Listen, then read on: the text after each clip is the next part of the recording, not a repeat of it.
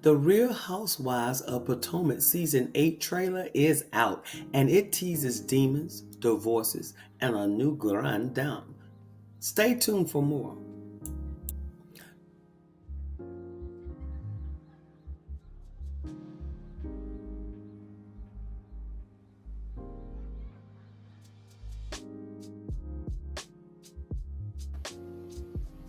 I would also love to hear from you.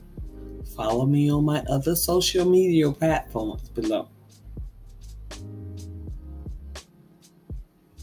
Now let's talk about this whole season should have been about holding Robyn Dixon squared, married twice to the same person, accountable for not sharing her reality on a reality show.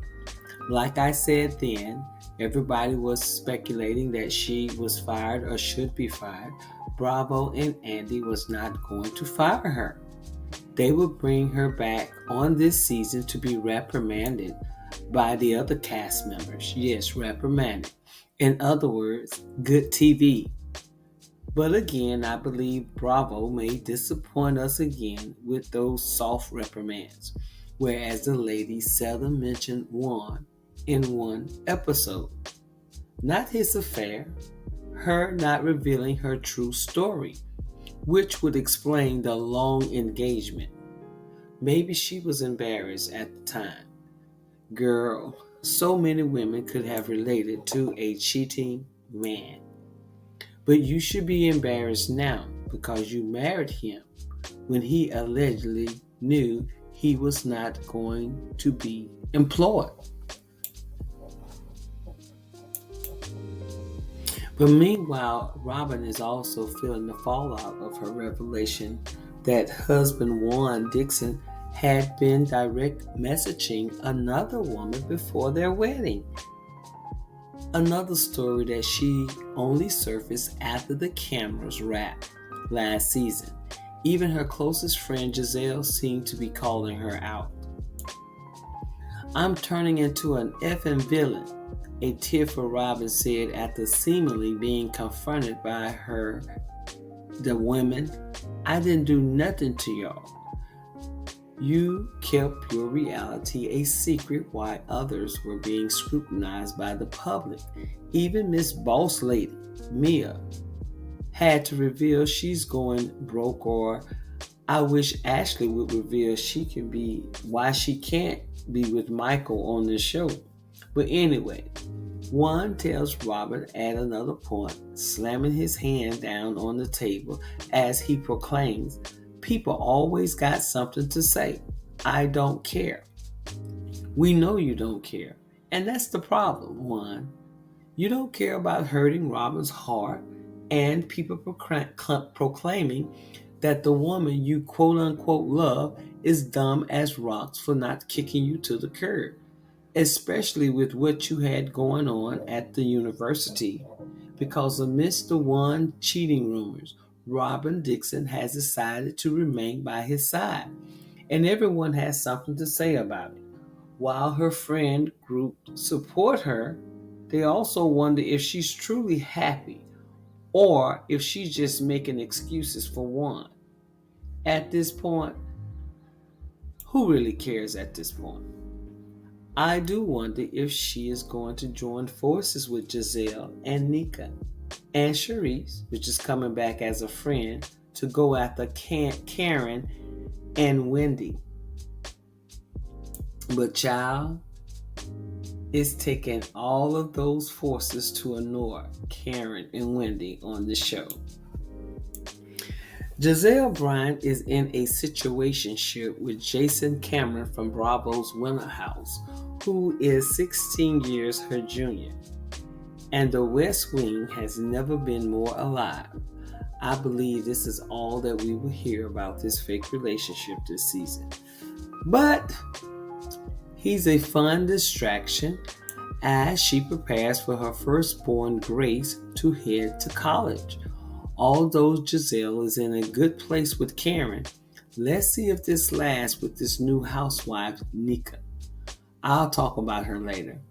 Giselle and Robyn are experiencing a different type of facet of their friendship as Giselle is no holds barred about expressing her feelings toward one's actions. Yes, it's the triple 20 milestone, aka age 60, for Karen Hooger, who is entering this era in stride, but a health scare causes her to make some changes with her lifestyle. As she continues to build on the legacy of her family in Surrey County, she has decided to restore the home that once belonged to her grandmother into a guest house slash lodge. Karen and Giselle have called a truce and for the time being are closer than ever. But Karen resents Mia for spreading rumors and Robyn for not being upfront with the group. They'll be joined by their new housewife, Nika Ahem, a successful lawyer and first-generation Nigerian American from a well-to-do family who is recently married to a surgeon and has recently moved into a grand new home in the heart of Potomac. Yes, she is rich. So was Mia, y'all. Her presence on the cast has Giselle crowning her as the new Grand Dame. Something long-ringing Grand Dame Karen is taking. If only it were that simple, she says with a laugh. And besides, look at these photos. Now who is giving Grand Dame?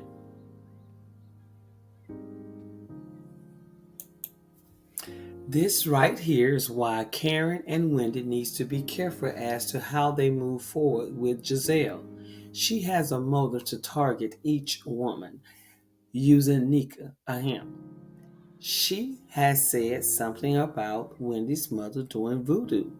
She is sent here to do the devil's work. Because of her status, I thought maybe she would be the only one who can challenge Wendy intellectually. But Bravo is not doing her justice in some of these scenes. She seemed immature to me. And that doesn't mean that she's not smart. She's just given immaturity.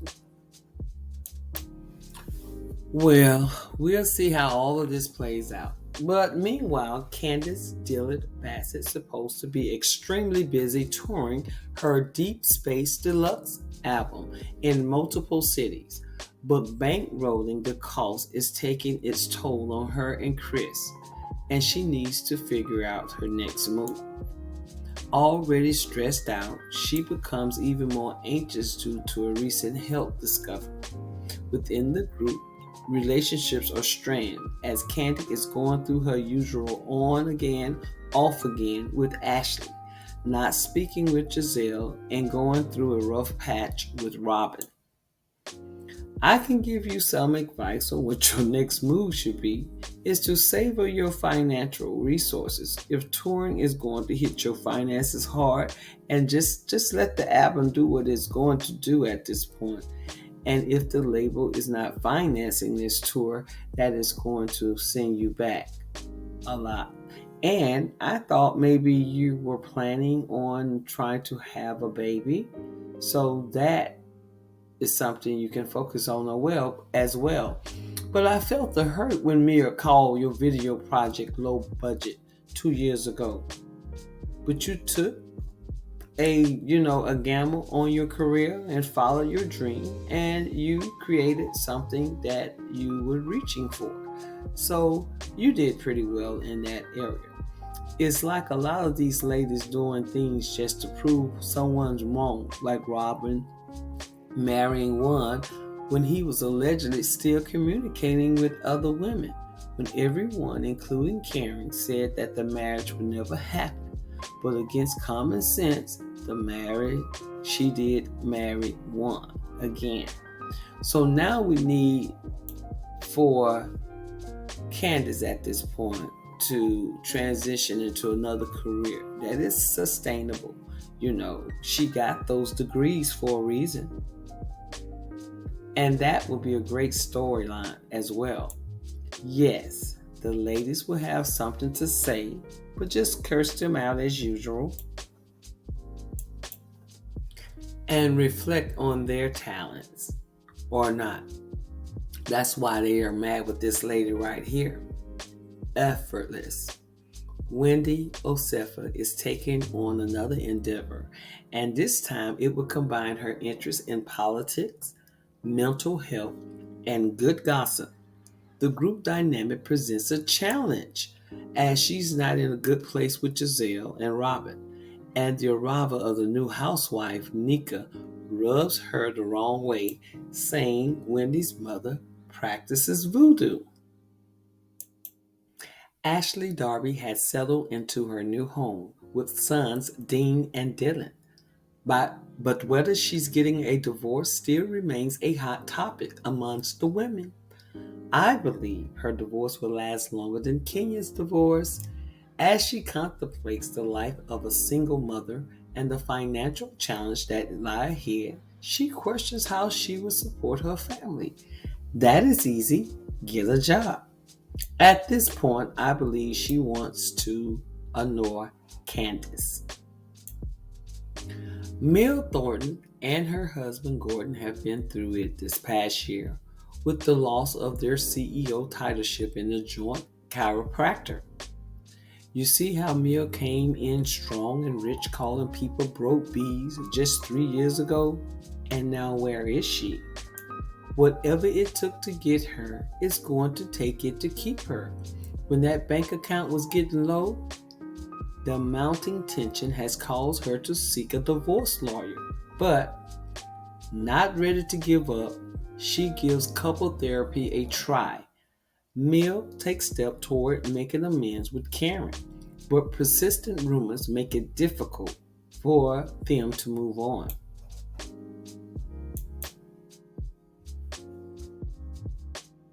About her and G and like filing for divorce, that was news to me. Really? I was not aware that they were having marital issues until I've not talked about this. Gordon. Gordon, well, first he texted and then was calling Chris and Eddie and was like, I'm leaving her and I moved out. What? Yes. This was like last month. Holy shit. He called, is when he called Chris, and she was like, and I want to give Candace and Wendy all the tea so they can know what's going on. What? And I was like, listen, I will get involved in a lot of shit. I don't want that karma on me. I'm not getting involved in anybody's marriage. But yeah, like, so when I saw that, I was like, well, wait, like, do the people know that they're having these issues? Because that's not something you guys were like talking about. I wasn't. You weren't. I don't know if Mia was, because Mia is asses that I don't know. So she may have been discussing it with them, but like, I was not ever privy. And I spent time with Mia. We never talked about her and G having issues. Mia talking about. So y'all tell me what you think about this story. Don't forget to like, comment, and subscribe. Bye now.